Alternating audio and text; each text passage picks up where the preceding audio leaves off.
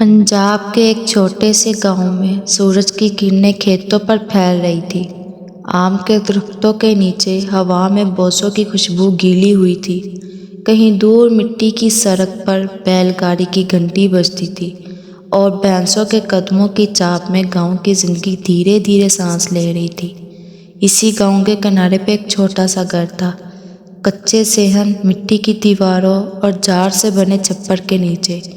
وہ گھر زاہد اور نازو کا تھا۔ شادی کو بھی 1 سال ہوا تھا، مگر ان دونوں کے جو شاید لفظوں سے زیادہ نگاہوں میں بولتی ہے۔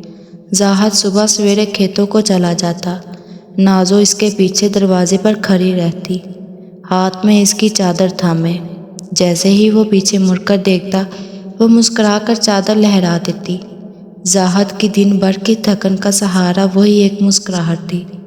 ایک دن جب وہ شام کو لوٹا تو بارش ہونے کو تھی۔ آسمان پر بادلوں کا شور، ہوا میں ٹھنڈک اور مٹی کی سوندھی مہک۔ نازو نے چولہے پر کھانا رکھا تھا، مگر زاہد دروازے پر آ کر رک گیا۔ نازو، آج تو لگتا ہے بادلوں نے بھی دل کا حال جان لیا۔ نازو نے شرارت سے کہا، کیا مطلب؟ یہ کہ دل چاہتا ہے بارش ہو اور تو چائے پلاتی جائے، میں تیری باتیں سنتا رہوں۔ نازو ہنسی، وہ ہنسی جو چاندنی جیسی نرم اور میٹھی تھی۔ بارش شروع ہو گئی۔ وہ دونوں صحن میں بیٹھ گئے۔ مٹی پر بارش کے قطرے پڑنے لگے۔ زاہد نے آسمان کی طرف دیکھا، پھر نازو کی طرف۔ یاد ہے نازو، جب پہلی بار تجھے دیکھا تھا تو چادر سر پر تھی، مگر چہرہ روشنی میں چھپنے کو تیار ہی نہیں تھا۔ میں نے تو تب بھی دل میں کہا تھا، بس یہی میری قسمت کی چادر ہے۔ نازو نے سر جھکا لیا، اور آج بھی وہی چادر تیرے سر پر ہے۔ زاہد، فرق صرف اتنا ہے کہ اب یہ چادر محبت کی بھی ہے اور بھروسے کی بھی۔ زاہد نے ہاتھ بڑھا کر آہستہ سے کہا، اور میری دنیا کی بھی۔ بارش کے شور میں وہ لمحہ جیسے تھم گیا۔ نہ کوئی لفظ بولا گیا، نہ کوئی وعدہ، مگر ان کی آنکھوں میں ایک ایسا سکون تھا جو صرف سچے پیار میں ہوتا ہے۔ رات کو جب بارش رک گئی تو نازو نے چراغ جلایا۔ زاہد چارپائی پہ بیٹھا، ہاتھ میں اپنی پرانی ڈائری کھولے کچھ لکھنے لگا۔ نازو بولی، بھی وہی شاعری لکھ رہے ہو؟ زاہد نے مسکرا کر کہا، نہیں، آج تو میں تیری بات لکھ رہا ہوں۔ میری بات؟ ہاں، وہ جو تو کہتی ہے نا کہ محبت صرف لفظ میں نہیں ہوتی، وہ روٹی کے پیڑے میں بھی ہوتی ہے، چائے کی خوشبو میں بھی، اور چادر کے کنارے کی سلوٹوں میں بھی۔ نازو ہلکا سا ہنسی، بس کر زاہد، یہ باتیں تو بڑے لوگ کرتے ہیں، ہم تو سادہ لوگ۔ سادہ ہی تو سب سے سچے ہوتے ہیں نازو۔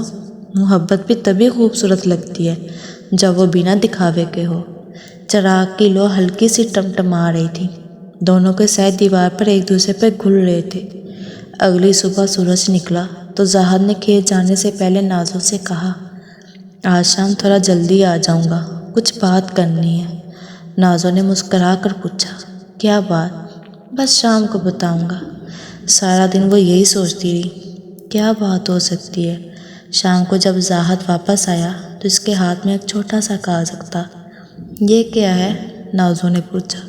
یہ وہ درخواست ہے جو میں نے شہر کے اسکول میں نوکری کے لیے دی تھی، قبول ہو گئی ہے۔ نازو کا دل دھڑکنے لگا، تو اب تم شہر جاؤ گے؟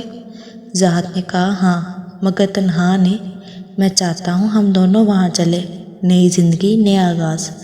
نازو کی آنکھوں میں آنسو آ گئے۔ یہ گھر، یہ کھیت، یہ گاؤں، سب کچھ پیچھے رہ جائے گا۔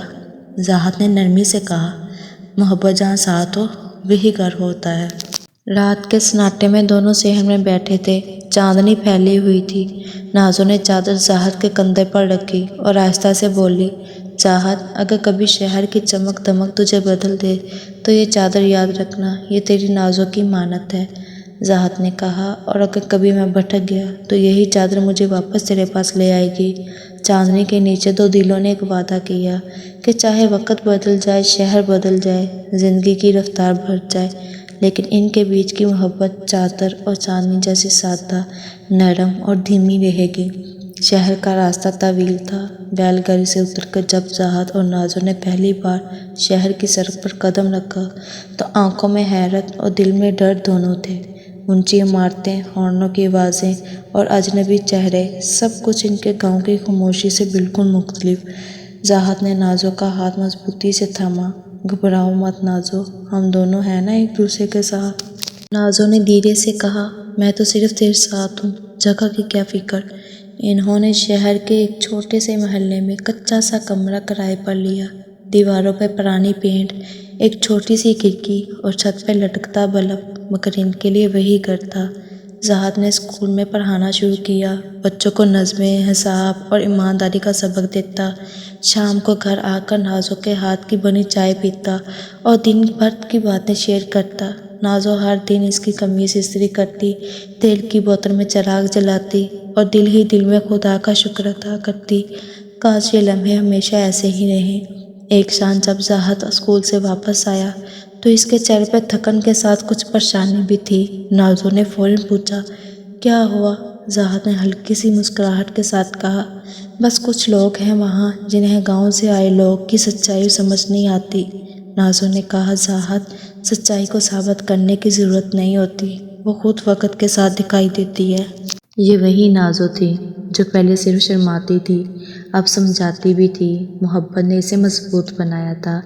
دن گزرتے گئے، زاہد کو اسکول میں عزت ملنے لگی۔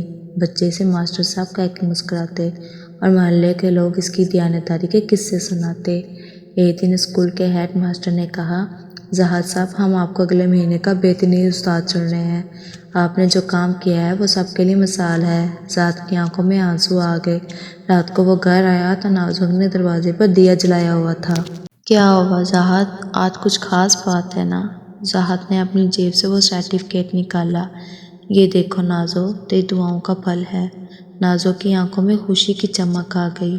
یہ تو تمہاری محنت ہے زاہد، میں تو بس ساتھ کر ہی رہی۔ زاہد نے مسکرا کر کہا، محنت تو ہاتھوں سے ہوتی ہے مگر حوصلہ دل سے، وہ تو تو دیتی ہے مجھے۔